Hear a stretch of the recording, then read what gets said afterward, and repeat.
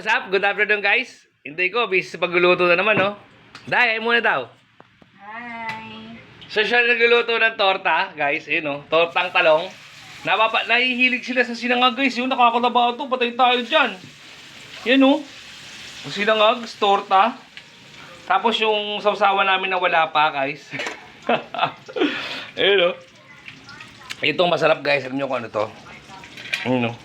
Yun, no? Sa sampalok yan, pinangat, guys. Ayun, no? Kaya maasim to sa tunay na sampalok yan. Ayun, no? Tikmi.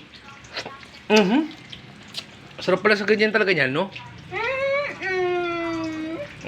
Yun, no? Guys, sarap yun, no? Anong isda to? Bagaong. Bakoko. Bakukok. Sarap dito, guys. Ayun, no? Oh, tikmi, tikmi. Masarap pala to. Yun, no? Yan lang ang food trip namin Inday ngayon. Tsaka yung sinangag, tsaka yung torta. Siyempre, yung isa, guys, alam nyo naman, pagdating sa isda, hindi kumakain. O, di yan. Bigyan natin siya ng torta. Pakabisa lang yun, guys, no? Wala kami sa usawa ni Inday, wala kami patis. Sayang yung tong ano ko. Toyo lang kaya lagay ko dito. Sarap niya, no? Toyo, sarap. Sabay sinangag, tsaka ano. Ay, nako, Inday! Sinday ko. So, anong oras na, guys? Ako'y nagugutom na, guys. Ikaw, di ka pa gutom? Day? Guys! Torta po kayo dyan! Torta po kayo dyan. 35 pesos lang po isa. 35 pesos.